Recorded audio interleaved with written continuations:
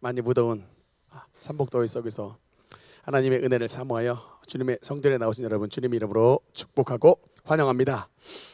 우리가 어제 1박 2일간 전교회 수련회를 보령에 예양쉼터에서 다녀왔기 때문에 참여하셨던 우리 특별히 어른 성도님들이 몸이 많이 피곤해서 오늘 참여를 못하신 것 같습니다. 우리 성도님들께서 빨리 회복하실 수 있도록 여러분께서 기도해 주시고, 아무쪼록 오늘 참석하신 여러분들에게 우리 하나님께서 하늘의 만나를 우리에게 쏟아부으셔서 가나안 땅 약속의 땅에 들어가는 그날까지 하나님께서 하늘의 만나로서 주님의 성도들을 먹여주셔서 그 발이 부르트지 아니하고 그 의복이 해하지 아니하였다는 하나님의 약속이 여러분의 삶 가운데도 임하게 되시기를 주님 이름으로 축원합니다. 우리 오늘 빌립보서 4장 1절 말씀 읽으면서 오늘 말씀 시작하겠습니다. 같이 읽겠습니다. 시작. 그러므로 나의 사랑하고 사모하는 형제들, 나의 기쁨이요 면류관인 사랑하는 자들아, 이와 같이 주 안에 서라. 아멘. 참 제가 빌립보서를 읽을 때마다 저 말씀이 마음속에 참 다가오는데, 우리 사도 바울은 주님의 빌립보 교회 성도들을 생각할 때에 그야말로 막 사랑이 넘쳐났어요.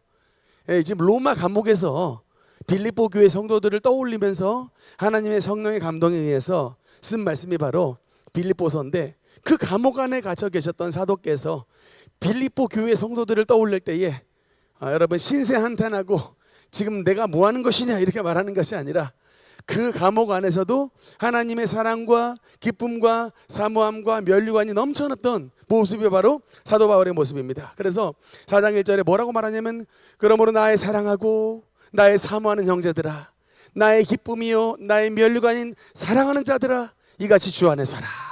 여러분, 이게 사도 바울이 1차적으로는 빌립보 교회 성도에게 말씀하신 것이지만 또한 하나님의 성령께서 저와 여러분을 향한 하나님의 마음인 것입니다.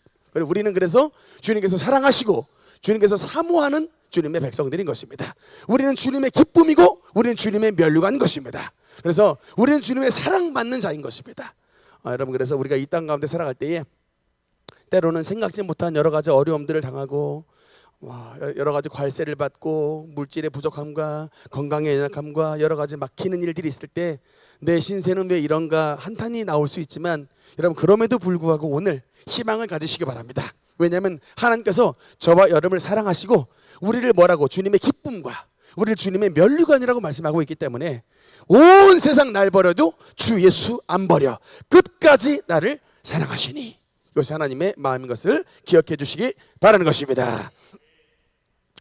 오늘은 계속해서 구약 파노라마 말씀을 가지고 나누겠습니다. 네, 7가지 시대의 문 잠깐만 먼저 보겠습니다. 7가지 구약 39권을 7가지 시대로 나눌 수 있는데 39권을 넘어가겠습니다. 7가지 시대부터 하겠습니다. 네, 7가지 시대.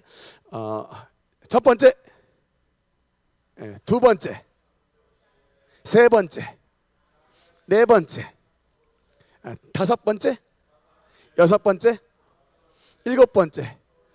네, 잘하셨습니다. 눈 감고 눈 감고 첫 번째, 두 번째, 세 번째, 네 번째, 다섯 번째, 여섯 번째, 일곱 번째. 아이고 아주 똑똑하십니다. 우리 능력교회 능력 있으십니다. 우리 성도님들. 아멘. 여러분, 이게 오늘 우리가 이제 구약을 7가지 네, 어서 오십시오. 네, 잘 오셨습니다. 구약을 7가지 시대로 구분을 지을 수가 있는데, 우리가 오늘 이제 이 7가지 시대 가운데 오늘은 이제 세 번째 광야 시대를 합니다. 여러분, 7가지 시대 가운데 가장 중요한 시대를 꼽으라. 네, 7가지 시대 아니 상균 시사님 전에 거 그대로 떠주시고, 네, 7가지 시대 가운데 가장 중요한 걸 꼽으라고 하면 몇 번째일까요? 손가락으로 해봅시다. 하나, 둘, 셋. 1번, 3번, 1번. 네, 다 대부분 1번 하셨네. 물론 여러분 그 하나님의 역사에 있어서 소중하지 않는 건 없습니다. 왜냐하면 우리가 창조되지 않았으면 이 세상에 존재하지 않기 때문에 어떻게 보면 1번 창조 시대도 말이 맞는 말씀인데, 다만 제가 이제 뭘 말씀하고 싶냐면 성경책의 비중에 있어서 뭐가 가장 중요하냐라고 말한다면 단연 여러분 3번 광야 시대입니다. 왜냐하면요, 구약은 총 39권으로 이루어졌는데 이 39권이 여러분 이게 어떻게 구약을 두 파트로 나눈다면 어떻게 나눌 수가 있냐면요, 그냥 1번 모세오경, 두 번째 기타, 이렇게 나눌 수가 있어요. 34 모세오경. 여러분 이게 굉장히 중요한 구약을 보는 중요한 그림입니다. 여러분 이 구약을 보는 그림이 39권의 구약 성경을 어떻게 보셔야 되냐면, 구약 성경의 핵심 파트가 뭐냐라고 물어보면 단연 모세오경이에요. 그럼 나머지의 39권에 해당되는 이제 우리 역사서라든가 시가서, 대선지, 소선지 같은 이제 나머지 34권은 뭐냐면 모세오경에 대한 뭐냐면 해석이에요. 해석. 그래서 쉽게 말하면 뭐냐, 하나님의 말씀, 모세오경으로 통한 하나님의 말씀을 잘 지켰더니 약속의 땅 가나안을 정복하여 들어가더라는 거예요. 그런데 그 이후에 사사시대의 모든 이야기는 뭐냐면 하나님의 말씀을 어겼더니 나라에 사사시대가 찾아와서 외적들이 침입해서 엄청나게 괴롭히다가 결국은 하나님 앞에 또 기도하고 용서를 비니 하나님께서 사사를 보내셔서 구원해 주셨지만, 사사가 또 죽고 나니까 다시금 모세오경에 나와 있는 하나님의 말씀을 잃어버리니 또 백성들이 죄졌더라. 이게 이제 악순환의 사이클이 바로 이제 사사기의 이야기. 다 그 얘기입니다. 그래서 이렇게 보시면 돼요. 시편에 대한 이야기가 뭐냐면 모세오경에 대한 율법의 찬가예요. 시편에 대한 이야기가 하나님 찬송이 하나님의 계명을 얼마나 잘 지켰느냐에 대한 찬송입니다. 그리고 하나님의 말씀을 지키지 않았을 때 당하는 백성들의 눈물, 그게 바로 다 시편에 나와 있는 이야기예요. 잠언이 뭡니까?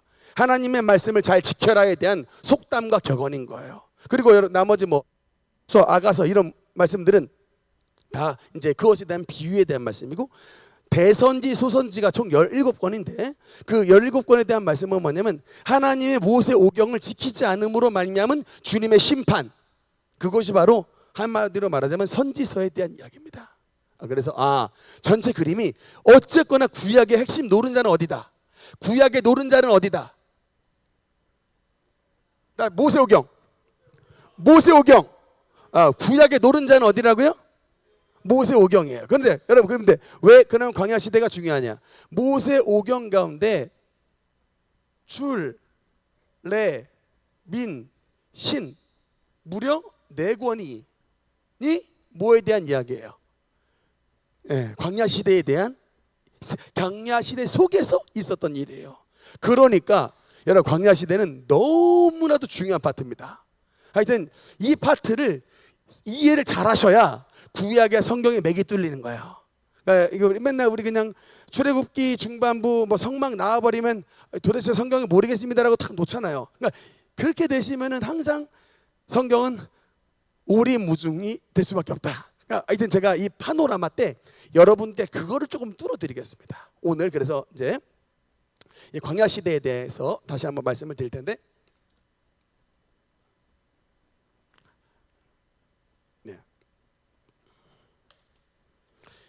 광야 시대는 4권이고 아까 1번 창조 시대와 2번 족장 시대가 바로 창세기에 대한 이야기예요. 1번 창조 시대와 2번 족장 시대가 창세기에 대한 이야기. 창세기 끝나자마자 이제 광야 시대에 대한 이야기가 쭉 나오는데, 제가 지금 부제목을 뭐라고 정하냐면 뼈대 세우기. 그러니까 내용을 다 머릿속에 입력하지 말고, 우리 뼈가 있잖아요. 사람도 뼈가 있듯이 성경도 뼈대를 조금 세우자 이거예요.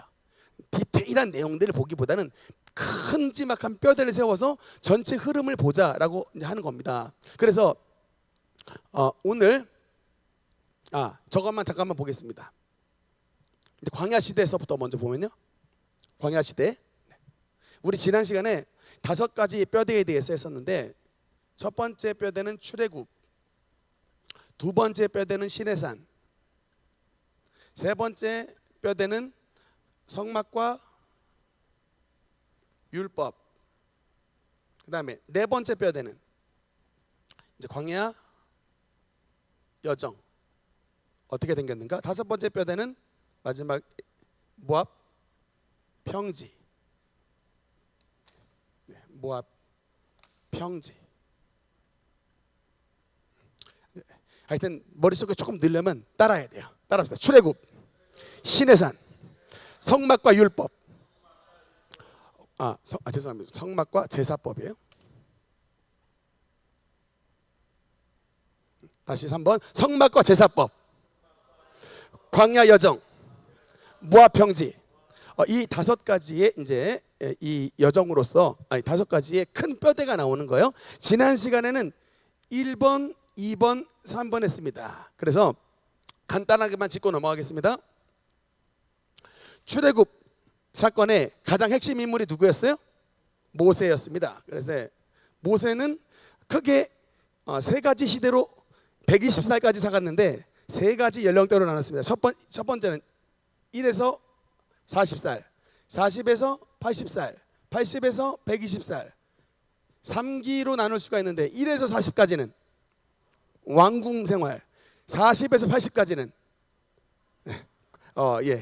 이드로의 사회로서 양치기 삶이었고, 그 다음에 80에서 120이 바로 이제 민족 지도자로서 우리가 이제 나와 있는 핵심. 여러분, 제가 이것을 보면 희망을 가졌다니까요. 어르신들, 우리 지금 80세 이상 손 들어보세요. 80세 이상 한 분 계시네. 근데 모세는 80세에서부터 사역을 시작했습니다. 그래서 여러분, 여기서 나온 말이 뭐냐면 인생은 80부터. 아멘 하십시오. 네, 80부터 120까지 40년의 인생을 하나님의 가장 놀라운 위대한 하나님의 율법의 수요자요, 이스라엘 가장 큰 민족 지도자로서의 사명을 감당했던 사람이 바로 모세였습니다. 그래서 이 모세의 탄생에 대한 이야기가 나오고, 한 가지만 더 보면 이 출애굽 사건의 10가지 재앙. 이건 PPT로 해놨습니다. PPT. 네, 1번. 네, 그래서 따라합시다. P, 개구리. E, 파리. 악질. 독종. 우박. 메뚜기. 흑암. 장자. 여러분, 근데 혹시 이런 의문을 한번 가져보신 적이 없습니까? 하나님이 벌을 내리실 때에 그냥 한 방에 그냥 빡 때려서 그냥 한 방에 KO로 보내버리지 왜 10가지의 재앙을 통해서 바로 애굽왕 바로를 굴복시키셨을까? 여기에 대한 의문이 있으셨다면 그래도 좀 말씀을 이렇게 큐티를 하시는 분이에요. 왜 그랬을까? 뭐라고 말을 생각을 할 수가 있을까요? 첫 번째는 하나님의 긍휼하심이에요. 이걸 아셔야 돼. 하나님은 첫판부터 아무리 악인이라 할지라도요, 아무리 못된 먹은 놈, 아무리 그냥 세상에 좀 죄송합니다, 쓰레기 같은 인간이라 할지라도 한 방에 카운터 펀치를 안 날려요. 하나님이 이게 말하자면 크레센도예요. 크레센도. 처음에는 1단계, 2단계, 3단계, 4단계, 5, 6, 7, 8, 9, 10 이렇게 하게끔 해서 악인으로 하여금 야, 너 더 세게 맞기 전에 돌아와. 네 자식 죽기 전에 돌아와. 너 애굽 박살나기 전에 돌아와. 이 바로 돌아와. 하나님이 계속해서 메시지를 주시는 거예요. 돌아와라. 악인이어도 여러분, 하나님이 절대로 세게 한 방에 그냥 날리시질 않아요. 이게 아버지의 긍휼하심이에요. 나쁜 놈인데 430년간 이스라엘 백성들을 괴롭혔던 이 나쁜 놈들을, 나쁜 이 왕과 이 백성들을 박살을 내버릴 수 있지만 한 방에 보내실 수 있지만, 그냥 하나님 나일강의 피로 변했을 때 아무도 안 죽었어요. 아직. 그때 주님 잘못했습니다 라고 하고 딱 보내줬으면 끝나는 거예요. 그러면 자식들 죽어 나갈 일이 없다니까요, 여러분. 근데 이런 문제는 뭐냐? 악인이 악이 가득 차 있으면 아버지의 경고를 깨닫지 못한다. 1단계만 끝날 거를 10단계 카운터 풀펀치 맞고 결국은 자식 죽어 나서야 항복하는, 참 이게 우리 인생의 모습이라고 하는 겁니다. 두 번째로 한 가지 더 말씀드리면 바로를 또 뭐라고 해석할 수 있냐면 사탄으로 볼 수 있어요. 사탄. 예, 여기 뱀 가면을 이렇게 툭 가면 뭐 이거 보면 뱀 향 탁 상이죠. 파라오상 보면 뱀 새끼가 탁 이렇게 돼 있다고. 이게 사탄의 상징이 바로는. 그래서 마귀의 역사는 이게 다른 어떤 재앙으로 끝난 게 아니라 10번째 9번째까지는 항복하지 않았다가 10번째 재앙에 항복했다는 거예요. 10번째 재앙이 뭡니까? 장자의 죽음이. 유월절 어린 양의 보혈의 역사로 말미암아 바로가 항복했다는 거예요. 여러분, 우리가 뭐로 이길 수가 있냐? 이 악한 사탄을. 다른 어떤 무기를 들고 나가도 절대 마귀는 항복하지 않는데 주님의 십자가 보혈로, 예수의 십자가 보혈로 마귀는 항복하고 그 주님의 백성들을 놔준다는 거예요. 출애굽의 역사가 나타난다는 겁니다. 뭐로요? 다른 걸로 절대로 안 나타나고 십자가의 보혈로, 어린 양의 죽음으로, 예수의 피로 말미암아 우리 주님의 백성들이 set you free, 놓여지게 되는, 자유함을 얻고 애굽에서 하나님의 나라 가나안 땅으로 나가는 역사를 체험하게 된다라고 하는 것입니다. 여러분, 이게 이제 출애굽께서 말하는 핵심 메시지예요. 유월절 어린 양의 피로 말미암아 자유함을 얻게 된다라는 겁니다. 두 번째, 시내산 사건은 여기서 첫 번째는 그 유명한 몇 개, 10계명을 수여를 받았습니다. 그 다음에 이 시내산에서 이 10계명을 받은 사람이 바로 모세죠. 모세가 산 위에 올라가 10계명을 받았고, 두 번째는 이 시내산에서 어떤 일이 있었냐면 또 율법을 받았습니다. 여러분, 이게 너무나도 중요한 거예요. 나라가 여러분 법이 없다, 이거는 큰일 납니다. 여러분, 당장에 지금 우리가 보호함을 받는 이유가 뭐냐면, 하다못해 여러분 핸드폰 전화를 해도요, 전화 딱 상담만 하고 전화 딱 하면 정보통신보호법에 의거하여 통화는 다 녹음이 됩니다 라고 하는 거예요. 이게 법률이 다 있는 거예요. 그래서 우리의 통화를 함부로 할 수 있지 않고 또 전화 받으시는 분의 인권을 보호하는 이런 정보통신법, 이게 다 모든 게 법이 있어야 나라가 여러분 이게 유지가 되듯이, 하나님의 백성들도 애굽에서 나오기 바빴기 때문에 법이 없었어요. 그냥 탈출하기 바빴잖아요. 그래서 그 시내산에서, 이 산에서, 시내산에서 머물면서 하나님께서 10가지의 계명을 주시고 주님의 백성들에게 613가지의 법을 주셨다라는 겁니다. 그래서 긍정 하라의 계명은 248, 하지 마라 부정의 계명은 365개, 합쳐서 613개의 조항을 주셔서 하나님의 백성들로서의 지켜야 되는 법에 대해서 하나님께서 하라와 하지 말라로 분명하게 구분을 주셨다는 겁니다. 그 하나님의 법을 세우신 장소가 바로 이 시내산이었고, 세 번째로 중요한 것은 인구조사예요. 인구조사를 했습니다. 몇 명이었냐? 60만 3,550명이었습니다. 이게 왜 중요하냐? 여러분, 나라가 있으려면 뭐가 있어야 되냐면 군대가 있어야 되는 거예요. 군대가 없으면 나라는 끝납니다. 여러분, 군대가 없으면 나라는 끝나고, 군대가 세워져야 비로소 나라라고 말할 수 있는데, 이 인구 조사를 해서 12지파 수를 셌더니 남자 장정수예요.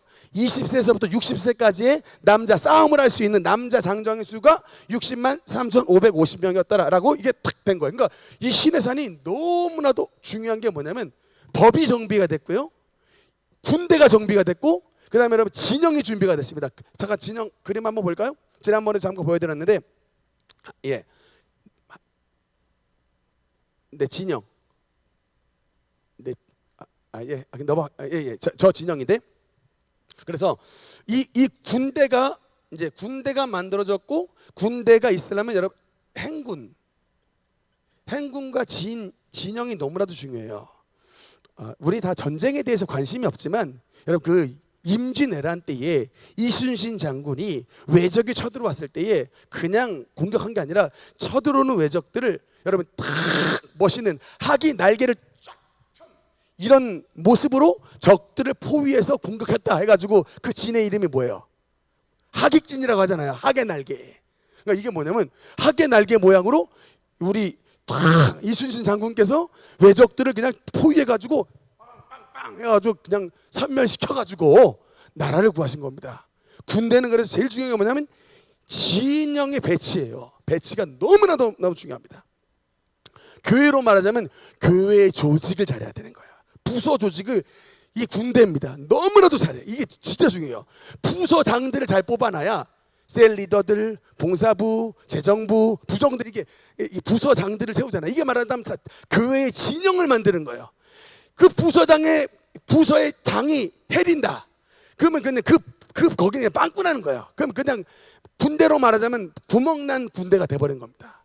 그러나 리더들이 잘하고 부서장들이 잘한다. 그러면 우리 교회 전체가 하나님의 군대로서 이게 힘차게 나가는 이런 일들이 발생하게 되는 것입니다. 그래서 리더가 너무나도 중요한데, 어쨌든 이런 행군과 진영에 대한 배치가 바로 이 시내산에서 이루어졌다라고 하는 것입니다.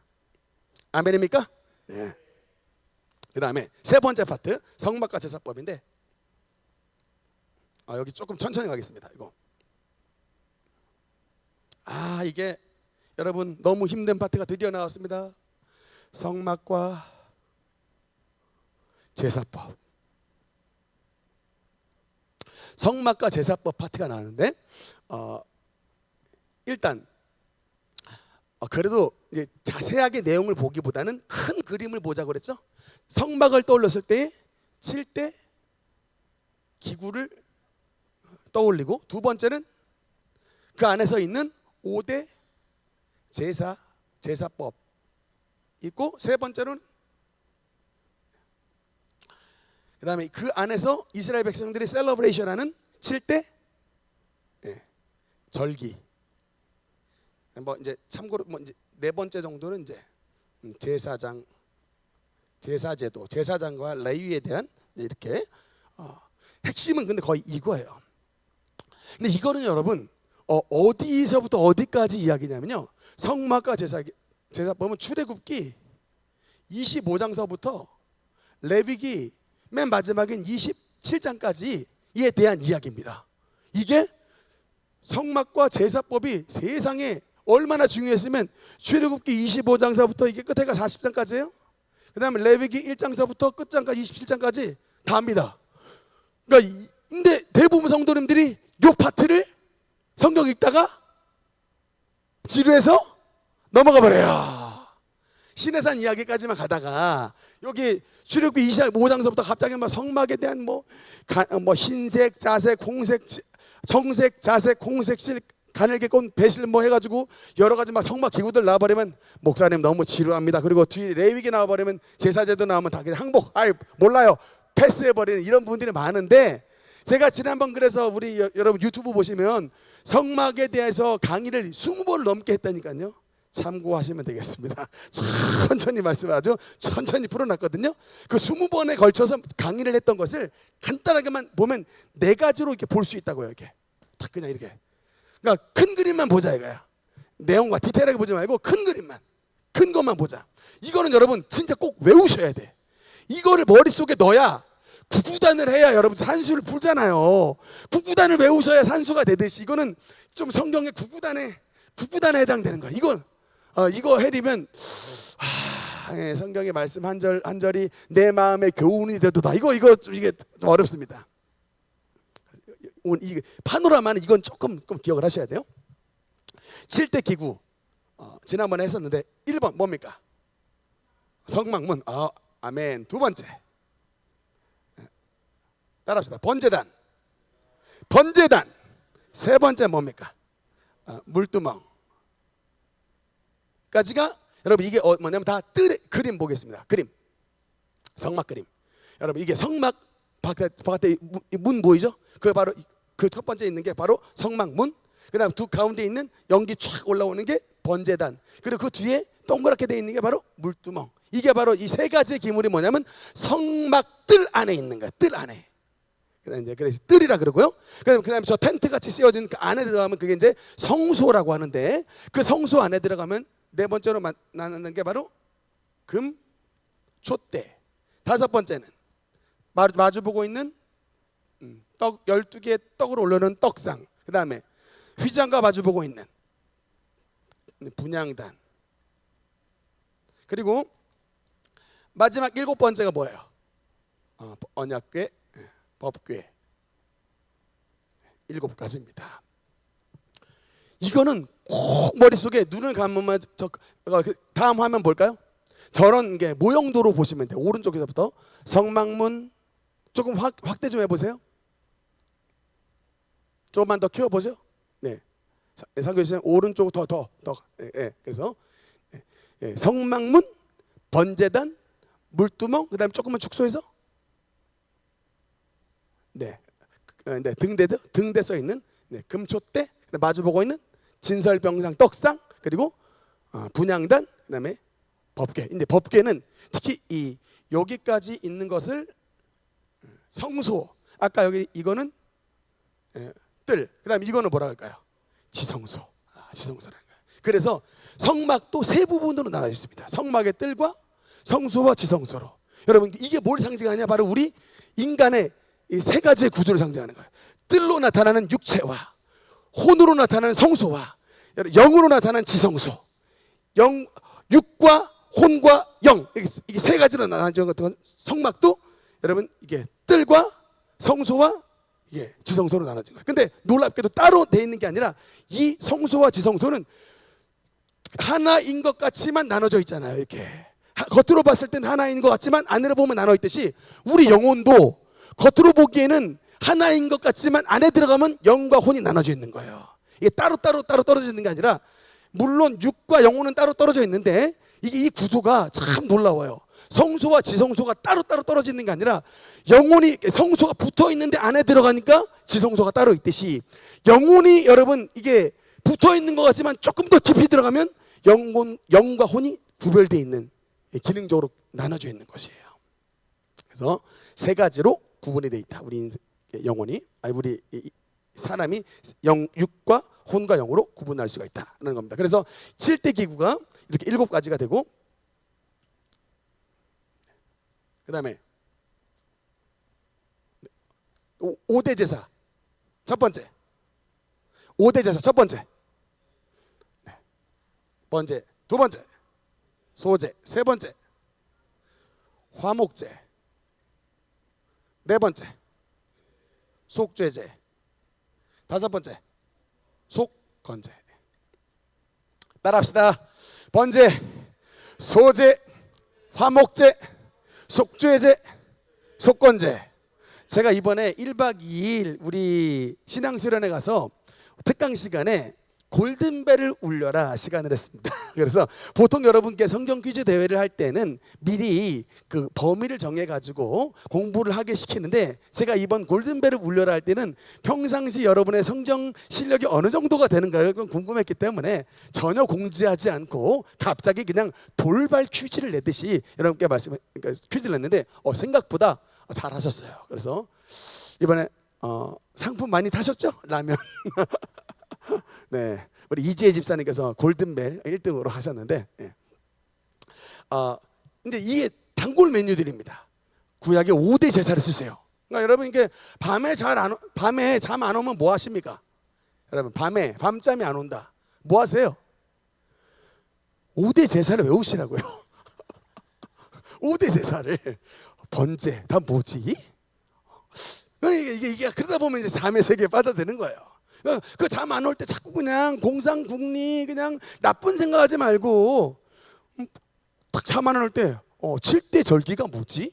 7대 기구가 뭐지? 5대 제사가 뭐지? 자, 이렇게 여러분 그때 떠올리면 그 잠 안 오는 시간이 뭐가 되는 거예요? 성경 공부의 은혜의 시간이 되게 되는 것입니다. 아멘입니까? 그래서 이 5가지 번제, 소제, 화목제, 속죄제, 속건제, 이 구약의 5대 제사에 대한 것이 바로 이렇게 나와 있고요. 물론 이거 뭐 설명하자면 한도 끝도 없이 갈 수 있는데, 네, 7대 절기까지만 하겠습니다. 7대 절기. 7대 절기. 첫 번째 절기 유월절, 두 번째 무교절, 세 번째 조실절, 네 번째 오순절, 다섯 번째 나팔절, 여섯 번째 대속죄일.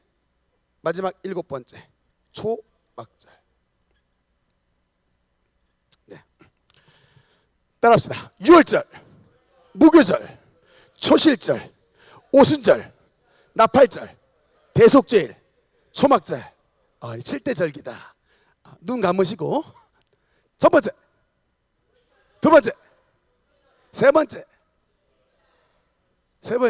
초실절, 네 번째, 오순절, 다섯 번째, 나팔절, 여섯 번째, 대속죄일, 일곱 번째, 초막절. 이제 오늘 참 안 오시면 이거 하시면 되겠네. 그렇죠? 7대 절기. 여러분 여기까지 이제 하고 제사에 대한 이야기하면 레위기 27장까지가 끝나는 거예요.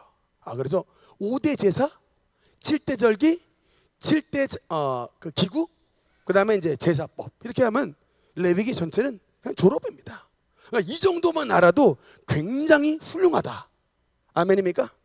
그래서 한 가지만 더 하면 이게 아론, 그냥 딱 아론의 그 죽은 두 아들 말고 살아서 대제사장 가문으로 됐던 두 명의 아들 이름이 뭐예요?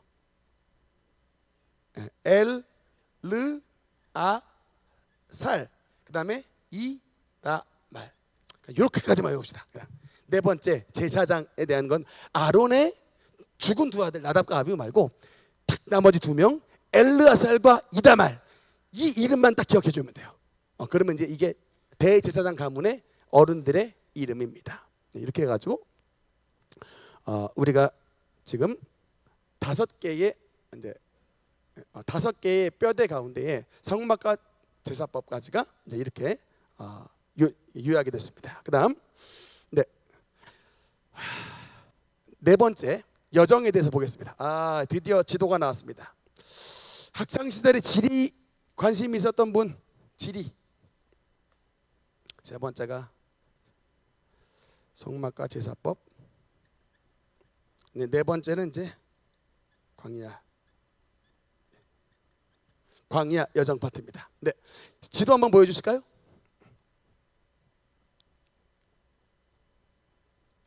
네, 저 그림인데 조금만 확대를 해서 보여주시면, 이 이제 지도가 여러분, 저 지도 안에 출애굽기서부터 신명기까지가 다 들어 있습니다. 저 지도 안에, 저 그림 안에 출애굽기서부터 레위기, 민수기, 신명기에 대한 지도가 다 들어 있어요. 그래서 저 지도가 하여튼 좀 학창 시절에 지리나 지명에 대해서 관심이 있으신 분은 저 지도가 조금 들어올 것이나, 목사님 저는 지명하고는 전혀 안 친합니다라고 하면 조금 따분한 시간이 될 수가 있는데, 그래서 이 광야 여정 네 번째,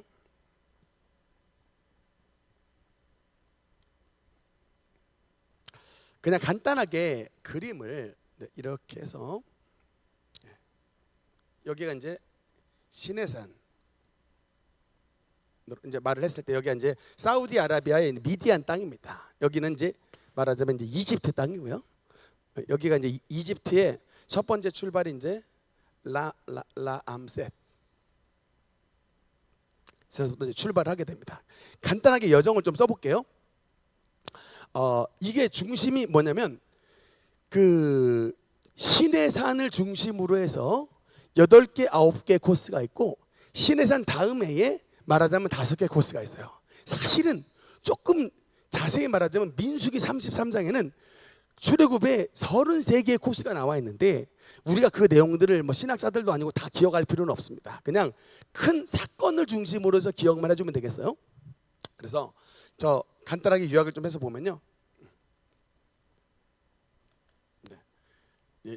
첫 번째가 출발이 람셋, 두 번째가 숫꽃, 세 번째가 에담, 네 번째가 비하 히롯, 그다음에 다섯 번째가 홍해를 건넙니다. 그다음 그리고 나서 여섯 번째가 마라, 일곱 번째가 엘림, 여덟 번째가 르비딤, 아홉 번째가 시내산. 이렇게 1번 람셋에서부터 시내산까지 여정이에요. 그게 말하자면 아까 그림이 이렇게 돼 있었을 때 여기 람셋에서부터 출발하는 겁니다. 예, 그냥 참고로 보시면 되겠습니다. 근데 이게 람셋, 숫꽃, 에담, 비하히롯, 홍해, 마라, 엘림, 르비딤, 시내산인데 간단하게만 말하겠습니다. 여기가 출발점이에요. 람셋에서부터 발행했다. 출발점. 이게 온 이스라엘 그러니까 60만 3,550명 그 전체 합치면 200만 명 되는 인구가 출발했던 출발지가 바로 람셋에서부터 출발했어요. 근데 이 에담이 뭐가 좀 의미가 있는 곳이냐면 여기서 불기둥과 구름기둥이 나타난 곳이에요. 이 에담에서. 이 에담 광야에서 하나님의 불기둥과 구름기둥이 나타나서 탁 밤에는 불기둥으로 낮에는 구름으로 덮어. 이게 따로따로가 아니라 한 기둥인데 낮에는 구름이 되시고 밤에는 불이 되어 주시는 거예요. 이게 바로 뭘 상징하냐면 하나님의 성령님을 상징하는 거예요. 성령께서 우리 곁에 가까이 계셔서 낮에 해가 너를 상하게 하지 않냐며 밤에 달이 너를 해치지 못하는 우리의 방어막이 되어주시는, 우리의 보호막이 되어주시는. 광야가 여러분 낮에는 어마어마하게 덥지만 밤에는 무지하게 추워요. 동물들 다 죽습니다. 그래서 이게 적당하게 따뜻하게 해주시는 거예요. 태양이 이 골디락스 거리에 딱 있어가지고 조금만 멀면 얼어 죽고 가까우면 타 죽잖아요. 성령께서 불기둥과 구름기둥이 되어주시는데 그게 바로 에담 광야에서 있었고, 이 비하히롯을 지나서 홍해를 건너간 장소입니다. 그 다음에 여기 마라에서부터 여러분 그 유명한 이제 광야가 시작이 되는데, 제대로 된 광야가 어떤 일이 있었습니까? 마라 쓴물이죠. 쓴물을 단물로 바꾼 사건. 그 다음 엘림은 복지타운에 엘림 많이 나오죠. 12개와 70개가 있었습니다. 12개의 뭐예요? 샘. 12개의 오아시스가 있었고 70의 종려 나무가 있었더라는 거예요. 오아시스 옆에 종려나무가 있습니다, 여러분. 그래서 이게 왜 이게 중요하냐면 이 그늘이 되잖아요. 그늘이. 사막에는 그늘이 없습니다. 근데 이 70개의 나무가 그늘이 탁 되어주시고 그 모든 백성들이 먹을 수 있는 12개의 오아시스 샘이 있었던 엘림. 그래서 복지타운의 이름이 죄다 다 뭐 기숙사나 복지타운 엘림 많이 씁니다. 엘림. 그 다음에 르비딤. 여러분 이게 유명한 무슨 사건이에요? 그 호랑말고 같은 어떤 놈들이에요? 말렉. 이 쳐들어와서 이때 모세가 손을 번쩍 들어서 한쪽에는 아론이 한쪽에는 훌이 팔을 붙잡고 손을 내리지 못하도록 막아줬더니 여호수아가 나가서 이 호랑말고 같은 아말렉을 박살을 내서 이겼더라. 그 제단의 이름이 뭡니까? 여호와 니시. 바로 르비딤이 바로 여호와 니시의 제단이에요. 그리고 아까 말했던 이 시내산에서, 그러고 나서 시내산에 도착했는데, 여러분 이 시내산에서 얼마 동안 머물렀을까요? 시내산에서 대략 2년 2개월입니다. 를 머물렀어요. 그래서 성경을 볼 때에 시내산 스토리가 어디서 붙냐면 출애굽기 19장서부터 민수기, 레위기 다 지나가요. 여기 레위기 들어갑니다. 레위기 전체 그다음에 민수기 10장까지. 세상에 출애굽기 10장서부터 레위기 전체와 민수기 10장까지의 전체 이야기가 다 어디다? 시내산 스토리예요. 다시 한번 성경을 보는 눈이 열려야 돼. 출애굽기 19장서부터 20장에 여러분 십계명 봤잖아요. 모세가. 그래 출애굽기 19장서부터 레위기 전체를 다 지나 민수기 10장에 그러니까 광야 인구수 세고 진영 배치하고 나팔 어떻게 부는가까지 딱 끝나는 민수기 10장까지가 시내산에서 2년 2개월을 보내면서 하나님께서 주셨던 제정된 법이 바로 여러분 이 시내산 스토리예요. 그래서 제가 뼈대를 이 두 번째 시내산을 따로 뺀 거예요. 이 2년 2개월 동안 엄청나게 중요한 일들이 일어났습니다. 근데 그 앞에 이런 람셋, 숫꽃, 에담, 비하히롯, 홍해, 마라, 엘림, 르비딤, 시내산, 이것을 거쳐서 간 거예요. 근데 한 가지 더 말씀드릴게요. 여러분 시내산에서 모세가 율법을 받은 날이 언제냐? 모세가 율법을 받은 날이 그게 바로 오순절이에요. 오순절의 절기를 보면 떡을 2개를 만들게 돼 있습니다. 왜 하필이면 떡이 2개냐? 떡은 뭘 의미할까? 말씀을 의미하는 거예요. 그래서 첫 번째 받았던 떡의 말씀이 뭐냐? 돌판 떡이에요. 그게 바로 율법이에요. 첫 번째 모세가 받은 하나님의 떡, 첫 번째 떡이 바로 시내산에서 받은 율법입니다. 그러면 두 번째 떡은 뭘까요?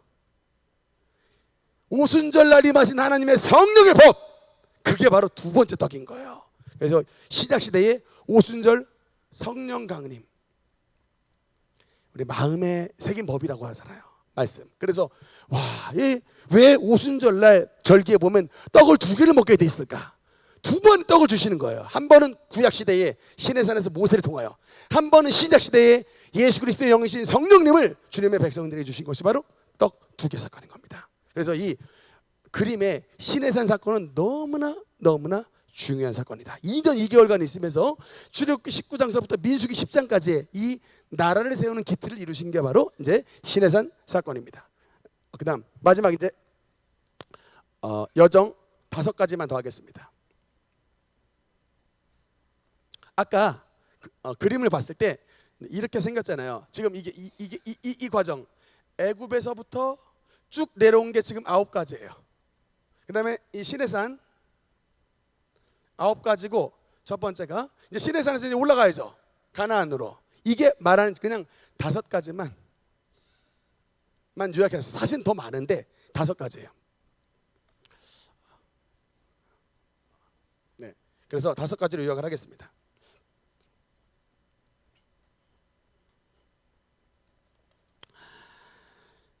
네, 첫 번째 사건이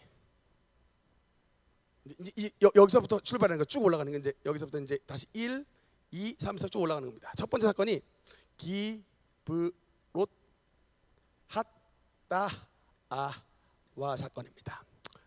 이름 엄청 길죠. 그 다음에 두 번째 사건이 가데스 바네아 사건이고, 세 번째가 무리바 사건입니다. 무리바 사건이고, 그다음 네 번째 호르산, 그다음에 길르앗 정복.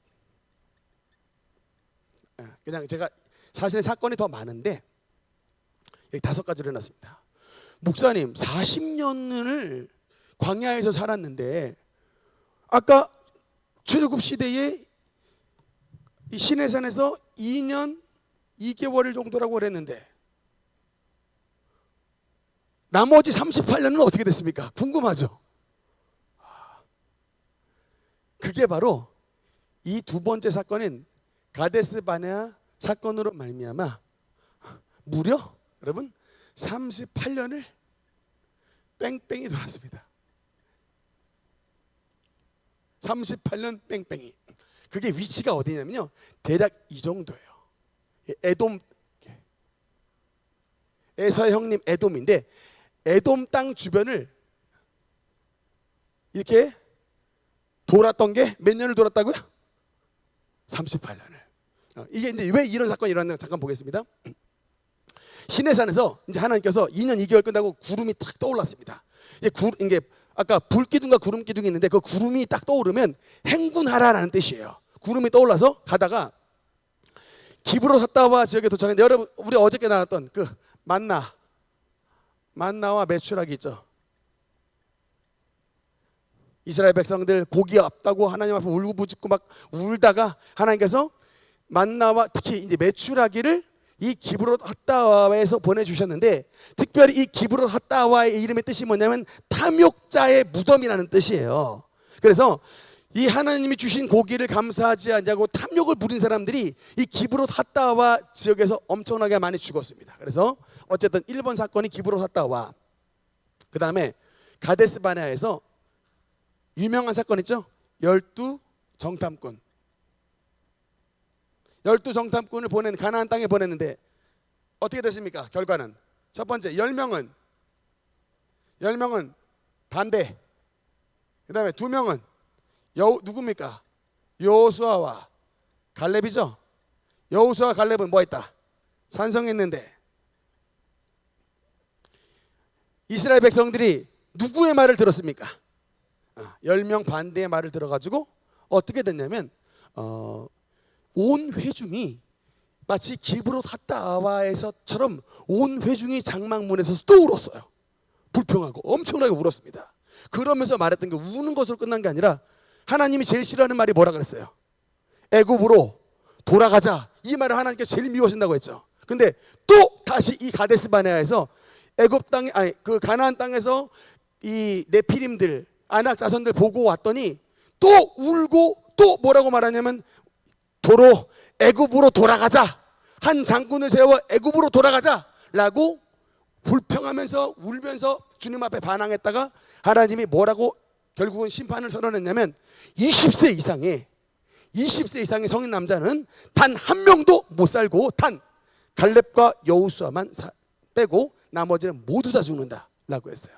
그래서 38년간 뺑뺑이를 돌았던 것은 뭐냐면 하나님이 그 성인 남자 20세 이상의 성인 남자를 다 죽을 때까지 기다리신 거예요.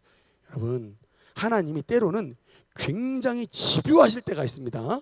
여러분, 이거를 우리가 조금 무시를 하는 경향이 있어요. 맨날 하나님 잘못했습니다, 회개합니다, 맨날 그러니까 내가 오늘도 회개하면 용서해 주실 것이지라고 이렇게 하는데, 물론 오늘도 회개하면 용서해 주시지만 때로는 그 수위가 넘어가면 하나님이 더 이상 용서를 안 하시고 멈춰버린 사건이 있어요. 이 가데스 바네아 사건이 하나님이 멈춰버리신 사건이에요. 하나님이 맹세를 하셔버렸어요. 하나님의 이름으로 맹세하노니 이 20세 이상 여호와 이름을 멸시하는 이것들 더 이상 내가 용서치 아니하고 이들은 전부 광야에서 엎드러지리라. 사실은 몇 번째에 하나님께서 이걸 선언하셨냐면 10번째 불평을 했을 때 10번이나 나를 반역하고 그 자들에게 하나님께서 결국은 가데스 바네아에서 심판하셔서 38년간 뺑뺑이를 돌게 하셨다. 그리고 바로 직전에 무리바 사건, 세 번째 무리바 사건에서 어떤 일이 일어났을까? 안타깝게 이때에 모세와 아론이 실수를 합니다. 모세와 아론이 어떤 실수를 하느냐? 화가 났어요. 또 물이 없어가지고 백성들이 또 폭동을 일으켰습니다. 막 화가 나가지고 지금 막 속에 부글부글 하는데 하나님이 모세와 아론에게 명령 주세요. 가서 반석에게 명하여 물을 내라 라고 명령을 줬는데 화가 났습니다. 모세와 아론이. 특히 모세가 이때 혈기가 제대로 올라왔어요. 그래서 막 하나님이 명하시지 않았던 두 가지 행동을 하는데, 하나님 뭐냐면 사실은 하나님이 너에게 주시는 물입니다 라고 하면서 하나님의 영광을 드러내야 되는데, 우리가 이 반석에서 물을 내랴, 근데 하나님을 드러내지 않고 우리가 이 반석에서 물을 내랴 라고 말하면서 막대기 지팡이를 들어서 반석을 2번이나 쳐버렸습니다. 그러니까 두 가지의 죄를 지은 거예요. 하나님의 이름을 드러내지 않았습니다. 하나님의 영광을 나타내지 않았어요. 모세도 참, 그러니까 여러분, 이렇게 화나는 순간에 절제를 잘해야 돼. 백성들이 지금 막 열받게 하고 이때에 절제를 다 잘했어야 되는데 화나버리는 바람에 분노했다가 결국은 이 무리바 사건으로 말미암아 여러분, 모세와 아론에게 어떤 형벌이 임했습니까? 가나안 땅에 니들도 못 들어가리라. 그래서 네 번째 지명인 호르산에서 누가 죽습니까? 아론이 죽은 거예요. 아론이 죽었습니다. 호르산에서. 그러고 나서 드디어 38년의 여정이 끝나고 가나안 땅으로 올라가는. 그러니까 여러분, 이 네 번째 이 지경 호르산까지 있기 전에 하나님이 가나안 땅을 안 올라가셨어요. 다 성인 남자 20세 이상 됐던 성인 남자가 다 죽을 때까지, 그리고 광야에서 태어난 사람들이 이제 군대가 될 때까지 하나님께서 기다리셨던 겁니다. 네. 그리고 이제 길르앗 땅 정복에 대해서인데 이건 다음 시간에 더 이어서 말씀을 드리도록 하겠습니다. 네, 오늘은 여기까지 말씀드리고, 네, 다음 시간에 한 번 더 이 광야 시대에 대해서 말씀을 나누도록 하겠습니다. 기도하시겠습니다.